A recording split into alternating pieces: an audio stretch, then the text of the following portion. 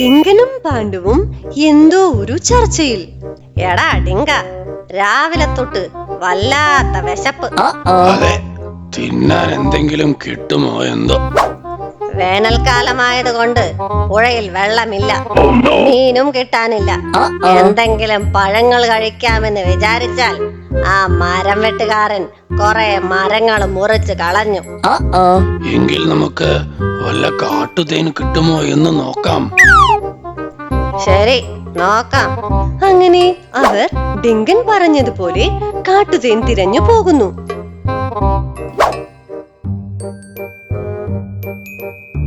കാട്ടുതേനൊന്നും കിട്ടുന്നില്ലല്ലോടെ. അത് ശരിയാണല്ലോ, ഇനിയിപ്പോ എന്ത് ചെയ്യും? അതാ വരുന്നു അവരുടെ സുഹൃത്തായ സാറ. ഡിങ്കനും പാണ്ഡുവും ഉണ്ടല്ലോ. എന്താ മുഖത്തൊരു ഭാവമാറ്റം? എന്തു പറ്റി? വല്ലാത്ത വിശപ്പ്. കാട്ടിലാണെങ്കിൽ തിന്നാൻ ഒന്നും കിട്ടുന്നുമില്ല. നിനക്ക് പുല്ല് മാത്രം തിന്ന് ജീവിക്കാം, പക്ഷെ നമ്മൾ എന്ത് ചെയ്യും? വേനൽക്കാലമല്ലേ, എന്റെ കാര്യവും കഷ്ടത്തിലാണ്. കൂട്ടത്തിൽ ഒരാളും കൂടിയായി. നമുക്ക് കുറുമ്പനോട് കുറച്ച് പഴം ചോദിച്ചാലോ? പോകാം. അങ്ങനെ അവർ കുറുമ്പനെ കാണാൻ പോകുന്നു.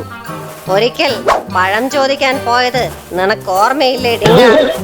അവൻ പഴം തരുമോ എന്തോ. അത് ശരിയാ. നടന്ന് നടന്ന് അവർ കുറുമ്പനുള്ള സ്ഥലത്തെത്തുന്നു. എടാ കുറുമ്പ, ഇങ്ങനെ ഒറ്റയ്ക്ക് പഴം തിന്നല്ലേ, ഞങ്ങൾക്കും കൂടി തായോ. അയ്യോ, ഇപ്പൊ പഴം തീർന്നേ ഉള്ളൂ, ഇതേ ബാക്കി ഉണ്ടായിരുന്നുള്ളൂ. ഇവൻ കള്ളനാ, നുണ പറയുകയാവും. അപ്പോ ഇനി എന്ത് ചെയ്യും? പഴമൊന്നും കിട്ടാനില്ല, ഇനി എന്തു ചെയ്യുമെന്ന് എനിക്കറിയില്ല. എങ്കിൽ നമുക്കെല്ലാവർക്കും കൂടി ഈ കാടിന്റെ പടിഞ്ഞാറ് വശത്ത് പോയി വല്ലതും കിട്ടുമോ എന്ന് നോക്കാം. എന്തു പറയുന്നു? ശരി ശരി. ഹോ ഈശ്വര, നടന്ന് നടന്ന് ബുർജ് ഖലീഫ എത്തുമോ എന്തോ. അവന്റെ ഒരു തമാശ. പോകുന്ന വഴിയിൽ അവർ മണിയൻ എന്ന ഒരു നായക്കുട്ടിയെ കാണുന്നു. നിങ്ങൾ എല്ലാരും കൂടി എങ്ങോട്ടാ? അത് നിന്നോട് എന്തിനാ പറയുന്നേ? അല്ല, നീ ആരാ ഇവിടെ പുതിയതായി? ആ, ഞാനൊരു പാവം നായ്ക്കുട്ടിയാണ്. പാവമോ? നിനക്കൊക്കെ നിന്റെ ഉടമസ്ഥന്റെ കയ്യിൽ നിന്നും 3 നേരം വയറ് നിറയെ ഭക്ഷണം കിട്ടുന്നില്ലേ? ഞങ്ങളുടെ അവസ്ഥയോ? അതെ അതെ, ഈ കാട്ടിൽ വല്ലതും കിട്ടുമോ എന്ന് തിരഞ്ഞുകൊണ്ടിരിക്കുകയാണ്. അതൊക്കെ ശരിയാണ്, പക്ഷേ ഞങ്ങൾക്ക് എന്ത് സ്വാതന്ത്ര്യമാണുള്ളത്? എപ്പോഴും ചങ്ങലയിൽ. നിങ്ങൾക്ക് ഈ കാട്ടിൽ ഉല്ലസിച്ച് നടക്കാമല്ലോ. അപ്പോൾ ഈ കാട്ടിൽ എങ്ങനെ എത്തിപ്പെട്ടു?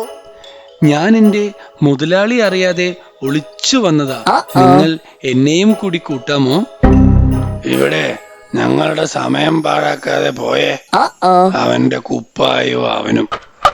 ഡിങ്കനും കൂട്ടരും മണിയനെ ഒരുപാട് പരിഹസിക്കുകയും കൂടെ കൂട്ടാൻ വിസമ്മതിക്കുകയും ചെയ്യുന്നു. എന്നാൽ മണിയൻ കാട് കാണാനുള്ള മോഹത്തിൽ അവരറിയാതെ അവരുടെ പാത പിന്തുടരുന്നു. എവിടെ വല്ലതും തിന്നിട്ട് നാളുകളായി. അപ്പോൾ അവന്റെ കാട് കാണാനുള്ള ഒരു മോഹം. ശബ്ദമുണ്ടാക്കാതെ നടക്കും. പോകുന്ന വഴിയിൽ കാട്ടുരാജാവിന്റെ ഗന്ധം മണിയൻ തിരിച്ചറിയുന്നു. കൂട്ടുകാരെ, ഒന്ന് നിക്കണേ, നമ്മളെ തേടി ഒരു അപകടം മണക്കുന്നു. എനിക്ക് കാട്ടുരാജാവിന്റെ ഗന്ധം വരുന്നു. ആരാടാ നിന്റെ കൂട്ടുകാര്? എടാ, ഞങ്ങളുടെ പുറകിൽ തന്നെ വരികയായിരുന്നു അല്ലേ? ഇതൊരു ശല്യമായല്ലോ. മര്യാദക്ക് ഇവിടെ നിന്ന് പോകുന്നതാണ് നല്ലത്. ദയവായി ഞാൻ പറയുന്നത് കേൾക്കൂ. അവൻ പറയുന്നത് ചിലപ്പോൾ സത്യമായിരിക്കും. നമുക്ക് അവൻ പറയുന്നത് കേൾക്കാം. സാറ, നിനക്കിതെന്തു പറ്റി? നമ്മൾ കാട് കാണുന്നതിന്റെ അസൂയയിൽ ഓരോന്ന് പറയുന്നതാ. അതെ സാറാ, നീ അവൻ പറയുന്നതൊന്നും വിശ്വസിക്കണ്ട.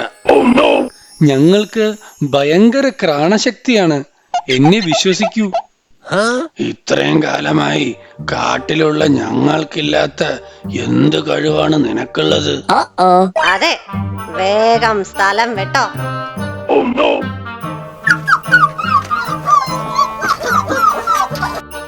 പെട്ടെന്ന് പതുങ്ങിയിരുന്ന കാട്ടുരാജൻ അവരുടെ മുന്നിൽ ചാടി ആക്രമിക്കാൻ ശ്രമിക്കുന്നു. ഓടിക്കോ കാട്ടുരാജാവ്! അങ്ങനെ എല്ലാവരും ഓടി രക്ഷപ്പെടുന്നു. ഞങ്ങളോട് ക്ഷമിക്കണം. നിന്നെ ഞങ്ങൾ ഒരുപാട് പരിഹസിച്ചു, അവഗണിച്ചു. എന്നിട്ടും നീ ഞങ്ങളെ രക്ഷിച്ചു. അതെ, ഞങ്ങളോട് ക്ഷമിക്ക്. നിന്നെ ഞങ്ങളുടെ കൂടെ കൂട്ടാം. അങ്ങനെ എല്ലാവരും കൂടി ആ യാത്ര തുടരുന്നു.